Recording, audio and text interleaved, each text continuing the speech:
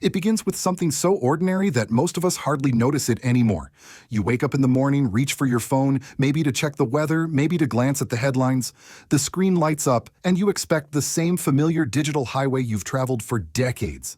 But on this particular morning, something has shifted, something that could reshape not just Africa, but the entire digital world. For the first time in history, a continent of 1.4 billion people has quietly flipped the switch on an internet of its own.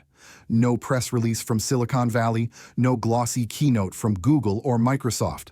Just a bold move, almost silent, but thunderous in its consequences. The African Union has unveiled what it calls the Continental Internet Exchange, a project not designed in California, but built on African soil for African realities. Think about what that means. For decades, both Americans and Africans lived under the illusion that the internet was universal, free, and fair.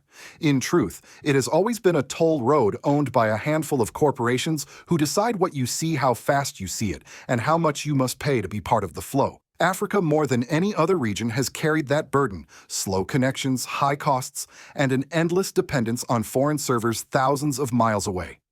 That ends today. The moment the switch was thrown, the rules of the digital game changed forever. And now the question is bigger than Africa itself. What happens to Google, to Washington, to the very idea of a single global internet when a whole continent decides to build its own highways of data? This isn't just Africa's story, it's ours too. Because sovereignty in the 21st century isn't only about gold, oil, or armies. It's about who owns the cables, who controls the servers, and who decides what knowledge rises to the top. So stay with me until the end of this video, and if you believe that truth matters more than monopolies, hit subscribe. If you want to be among the first to witness the dawn of a post-Google era, share this story now. Long before this bold experiment began, Africa's relationship with the internet was marked by frustration and dependence. Each time a student in Ghana clicked search, their request would leap across the Atlantic land on servers in Europe or North America and then bounce back again. It was like mailing a letter to your neighbor, but first sending it overseas. This inefficiency was not just inconvenient, it was costly. Africans consistently paid some of the highest rates in the world for some of the slowest and most unreliable service. And at every step, their data was filtered, monitored, and monetized by corporations headquartered thousands of miles away. The names were familiar: Google, Microsoft, Amazon. To many in the West, these companies were innovators, the architects of a modern miracle. But for Africa, they were gatekeepers. They decided what knowledge rose to the top, how fast information traveled, and how much people paid for access. Every click, every email, every financial transaction passed through their systems, leaving Africans as renters on a digital highway they did not own. The illusion of a universal neutral internet hid a harsher truth. Control and profit were concentrated in Silicon Valley, while dependency weighed heavily on African citizens. That was the reality until the African Union announced the launch of the Continental Internet Exchange, a project that many outsiders dismissed at first as symbolic. Yet behind the scenes, the groundwork had been meticulously laid. Engineers and planners spent years stitching together more than 100,000 kilometers of fiber optic cables linking capitals and rural towns alike. Massive data centers, 47 in total, were constructed, each capable of hosting the cloud services Africa once had to rent from Seattle or Dublin. In every major city, exchange points were built, the vital junctions that allow information to be routed locally instead of traveling halfway around the world. This wasn't just another internet service provider. It was a declaration of independence written in code and concrete. For the first time, Africa had a digital nervous system of its own. Consider the difference in human terms. In Ouagadougou, a young entrepreneur designs an app to help farmers track rainfall and market prices. In the old system, her app's data might have traveled through Europe before reaching farmers only a few miles away, making it slower, more expensive, and vulnerable to outside interference. Under the new exchange, that data never leaves African soil. Farmers in Ouagadougou or Bobo Dioulasso can access her platform instantly without paying hidden tolls to foreign shareholders. The result: lower costs, faster speeds, and sovereignty over data that once slipped silently out of Africa's hands. The change is just as profound in education. Picture a student in Nairobi downloading a digital textbook. Before, the process might take minutes, interrupted by slow speeds and costly detours through foreign servers. Now, with the Continental Network, information flows directly from nearby data centers. A task that once tested patience becomes nearly instant.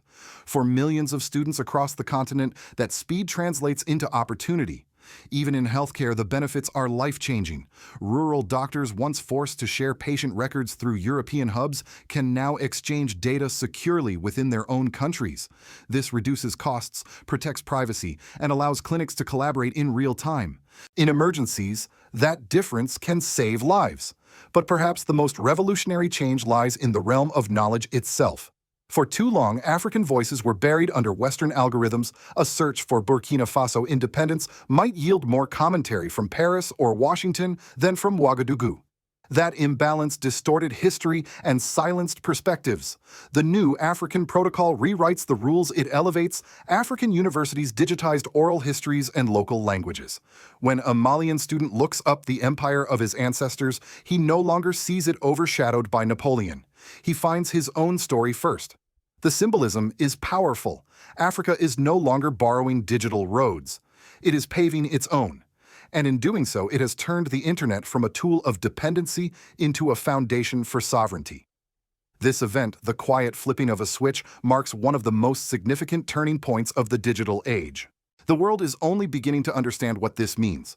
For Africa, it is the end of decades of digital submission. For the rest of us, it is the start of a global reckoning with who truly owns the arteries of information.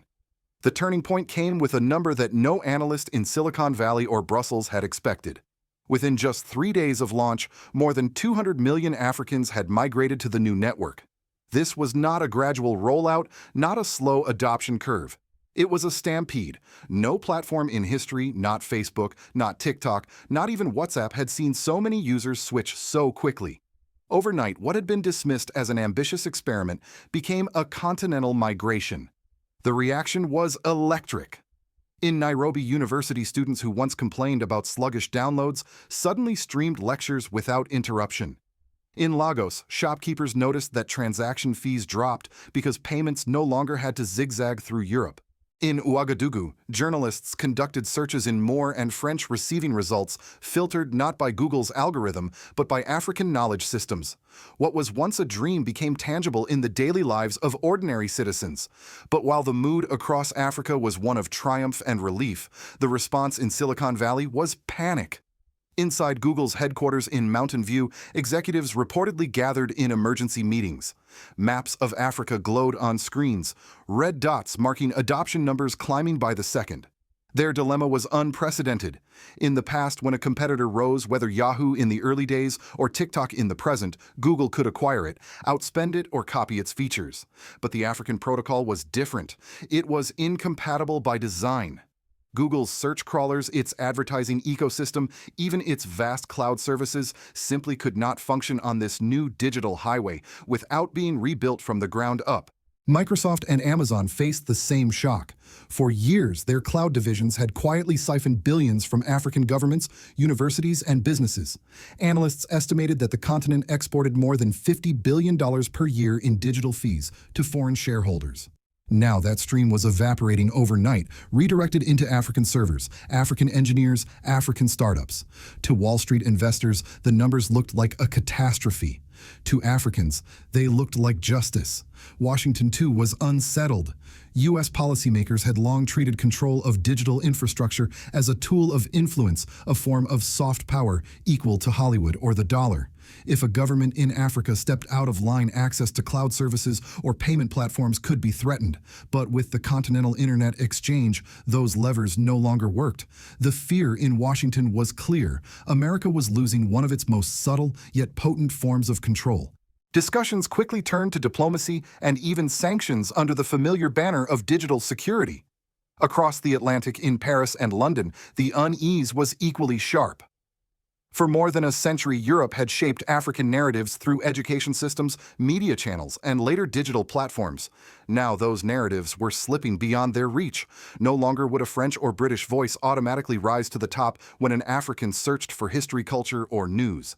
That symbolic loss carried with it the deeper realization that centuries of dominance, colonial, economic, and informational, were eroding. Yet outside the Western orbit, the reactions were very different. In South America, leaders immediately announced plans to study the African model. For years, they too had grown weary of renting infrastructure from Silicon Valley giants.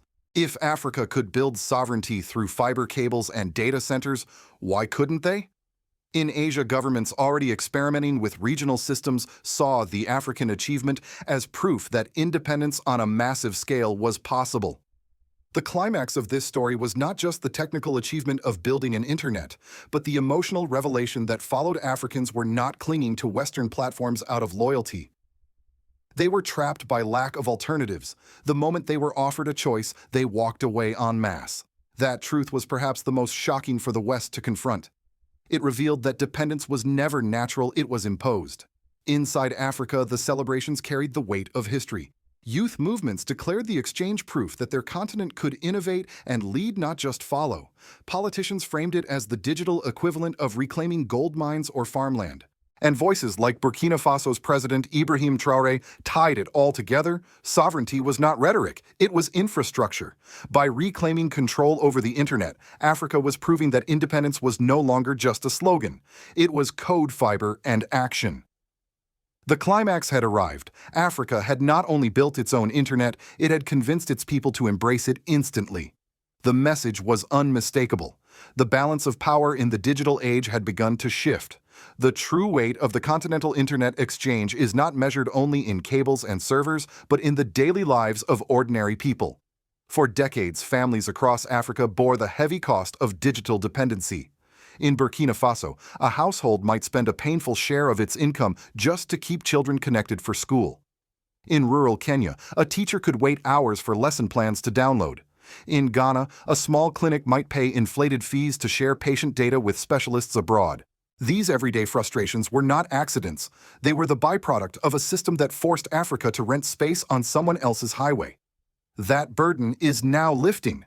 With infrastructure controlled locally, internet access is no longer a privilege reserved for the wealthy. It is becoming a right. Students in remote villages can attend virtual classes without interruption. Doctors in small clinics can share patient information securely within their own country. Entrepreneurs can build platforms for local markets without fearing that their work will be filtered, slowed, or exploited by foreign corporations.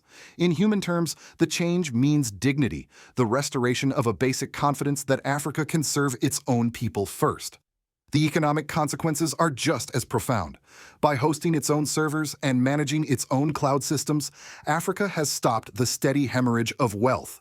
That $50 billion per year once wired out to Silicon Valley now circulates within African economies. It funds local data centers, pays African engineers, and seeds new startups. Each dollar spent creates jobs in construction, software, education, and telecommunications. Instead of exporting profits, the continent is exporting confidence. Sovereignty is not just a political slogan, it is a paycheck that stays close to home. Politically, the shift is even more striking.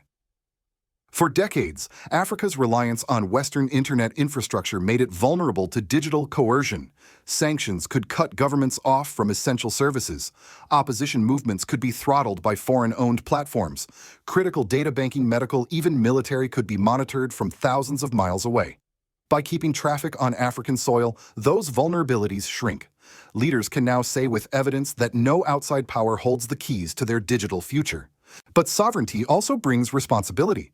Civil society groups across the continent are warning against the dangers of abuse. If governments control the infrastructure, they must resist the temptation to silence dissent or manipulate information for political gain. Activists are demanding safeguards laws to protect freedom of speech, oversight to ensure transparency, and guarantees that independence does not simply shift power from Silicon Valley to authoritarian elites. The call is clear: the new network must empower citizens, not just governments. This tension between freedom and control will define the next chapter. Leaders like Ibrahim Traoré of Burkina Faso frame the exchange as part of a broader mission: reclaiming gold, reclaiming farmland, and now reclaiming the internet. His message resonates with millions who see sovereignty as the path to dignity. Yet, the challenge remains: can Africa protect this independence while upholding democratic values? In the end, the civil and political consequences can be captured in one word: freedom. Freedom for students to learn, for doctors to heal, for entrepreneurs to innovate, and for nations to govern without foreign strings attached. For the first time in the digital age, Africa is not simply connected, it is in control. From Washington to Silicon Valley, the shockwaves of Africa's digital revolution have been impossible to ignore. For more than 2 decades, American policymakers and tech executives assumed that U.S. technology giants Google, Amazon, Microsoft were permanent fixtures of global life. The Internet itself was treated as an extension of American soft power, a tool as influential as Hollywood or the U.S. dollar. The launch of the Continental Internet Exchange shattered that assumption. In Silicon Valley, the fear is palpable. Losing access to a market of 1.4 billion people is not just a financial hit, it undermines the very foundations of big tech dominance. For Google, fewer African users means fewer data streams to train its algorithms, threatening its future competitiveness in artificial intelligence. For Microsoft and Amazon, Africa's pivot toward local servers means billions in lost revenue from cloud services that once flowed effortlessly into Seattle. The prospect of rebuilding compatibility with Africa's independent system would require hundreds of billions of dollars and decades of work. For the first time in their history, these companies face a competitor they cannot simply buy or outspend. In Washington, the concerns are geopolitical. The U.S. has long relied on control over digital systems as leverage in foreign relations. Cutting off cloud services or monitoring internet traffic has been a subtle but powerful tool of pressure. Now, with Africa's data staying firmly on African soil, those levers no longer exist. Diplomats and strategists are confronted with an uncomfortable truth. America's digital reach has limits. Discussions have already begun about whether to challenge Africa's move through diplomatic pressure, trade negotiations, or even sanctions disguised as cybersecurity measures. But such actions carry enormous risk. If Washington pushes too hard, it may drive Africa closer to alternative partners like China or Russia, deepening the fractures in global alliances. Across Europe, the unease is layered with history. France and the UK, nations that once drew colonial borders and controlled African narratives, now see their cultural influence slipping. European media and digital platforms that once dominated search results in Africa are being pushed to the margins by African voices. For policymakers in Paris and London, this is more than an economic loss. It is a symbolic unraveling of centuries of dominance. Meanwhile, outside the Western orbit, the response has been admiration and curiosity. In South America, leaders openly praise the African model and discuss replicating it to free themselves from Silicon Valley's grip. In Asia, governments already experimenting with regional internet systems see Africa's achievement as proof that large-scale sovereignty is possible. What began as a continental project is rapidly inspiring a global movement. The notion of one single borderless internet, dominated by a handful of Western corporations, is fracturing, replaced by regional ecosystems rooted in local sovereignty. For older American audiences watching this unfold, the implications are profound. The internet once symbolized openness, freedom, and universality. Now it is fragmenting into digital blocks. Some see this as a threat to the global commons. Others recognize it as a natural correction, nations taking responsibility for their digital futures, just as they do with borders, currencies, and armies. And here lies the question for the United States: will it adapt to this new reality or resist it? Attempting to undermine Africa's sovereignty risks igniting backlash and accelerating America's decline in global trust. Accepting the change, however, requires humility, the recognition that U.S. monopolies are not eternal. The world is entering a new age where sovereignty is measured not just in resources or weapons, but in who controls the cables, the data, and the protocols. On that front, Africa has taken the lead. The switch has been flipped, and Africa is no longer simply a passenger on someone else's digital highway. With the launch of the Continental Internet Exchange, 1.4 billion people now stand on the threshold of true digital independence. Faster speeds, lower costs, and African voices rising to the top of African screens, these are the immediate victories. But the deeper meaning lies in sovereignty itself. Yet history reminds us that every step toward independence invites both resistance and sabotage. Western corporations will not surrender quietly. Washington may try to reassert control through diplomacy, sanctions, or covert influence. And within Africa itself, the temptation for governments to misuse this new power, silencing critics, tightening control, remains a very real danger. The challenge ahead is not only to defend sovereignty from outside, but also to safeguard freedom from within. For the United States and Europe, this moment should be a wake-up call. Control of the digital world is no longer guaranteed. For Africa, it is proof that dignity comes not from slogans, but from infrastructure. And for the rest of us, it is a glimpse into a future where sovereignty is measured in fiber optic cables and protocols as much as in gold or armies. So I leave you with this question. Do you believe that President Ibrahim Traoré's vision, sovereignty from the ground beneath our feet to the data flowing through our cables, is truly the model Africa needs? Or do you fear that independence without accountability could be twisted by politics at home? If you feel that you are among the first to witness this turning point in history, please share this video. And if you believe that truth matters more than monopolies, subscribe now. The story of Africa's digital destiny is only just beginning.